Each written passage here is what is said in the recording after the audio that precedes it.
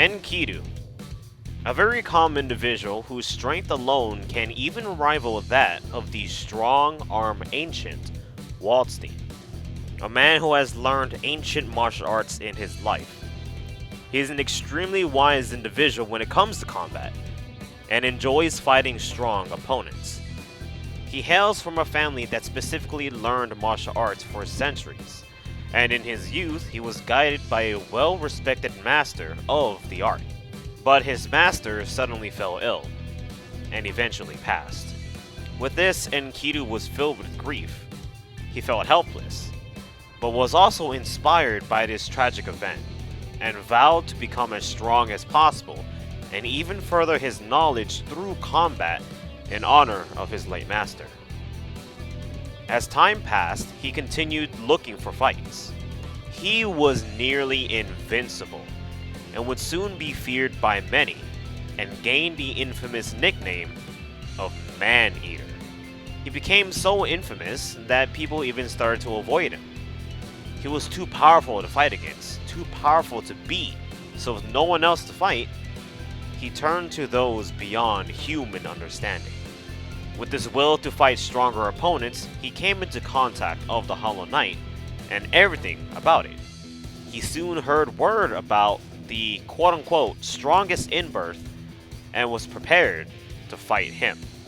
He soon sought after a void to gain some ability to face this in-birth, and he finally met his fate.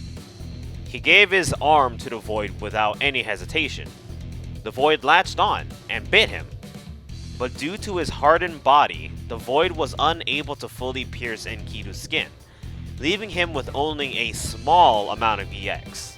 But this was enough in the end, as he was now an in-birth, a being with enhanced physical abilities, and now capable of facing those under the night. He has faced countless enemies under the night, and all of them with different abilities. But somehow, only using his martial arts to fight these in-births, he always comes out victorious. And so the infamous Man-Eater now walks among those under the night. But with these victories, word started to spread of a man who was fighting only using his fists against in-births, and it caught the attention of the leader of Amnesia, Hilda. Hilda personally scouted Enkidu to join Amnesia, but he didn't say yes right away. Enkidu didn't care about groups or who was number one. He didn't really care about rebirths or anything regarding the night. He just wanted to fight strong opponents. Hearing this, Hilda reassured him that if he did join, he'll be facing strong opponents nearly all the time, even promising him a match with the one he was looking forward to, the strongest in-birth he heard of, the Grim Reaper himself. Enkidu's EX ability is named the EX of Calamity, Maelstrom. The true powers of this ability has yet to be revealed, but it most likely takes the form of the crest on his chest, also known as the Crest of Calamity, or his shackles, or maybe even both, and they act as limiters to his power. Because of the very small wound he received from the void, his powers as an in-birth is very faint. The best he can do with his abilities is to create small balls of energy that are about the same size as his fists.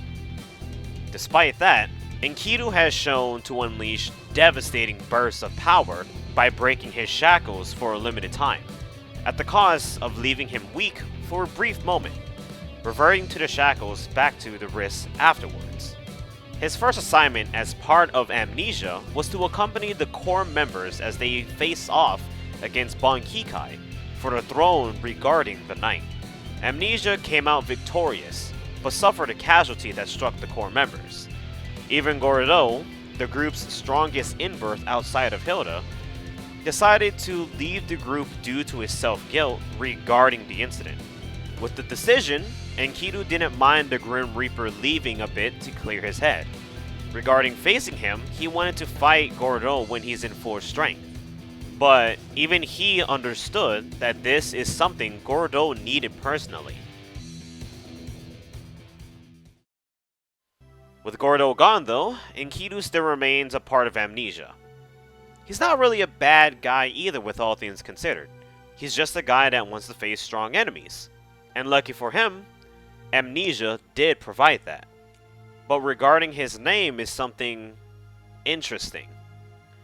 During the victory feast after the intense battle, Chaos walks with Enkidu, as he saw him walking away from the party. He wasn't leaving the group right then and there, he just felt uncomfortable being there, since he's not used to that kind of surrounding. Chaos tells Enkidu about himself, and he the same. But he also asked about his name. Where did the name come from? Why the name? There are different interpretations for it in myth. One is to cut away the sinners. The other was to cut away his own sins. Enkidu responds that he chose the name because of both meanings. He says that it's difficult to put into words, but then you have his introduction text, the one that pops up before a fight. It reads, "He is tortured. The path he takes, what he wants, all because of his desperation. Seeking for a strong opponent with his imperishable body, his refined fists, where it's heading, the hammer to defeat darkness, earns a reputation as a disaster, to redeem a pledge with his lost friend. His alias is also known as the Sin-Slaying Beast."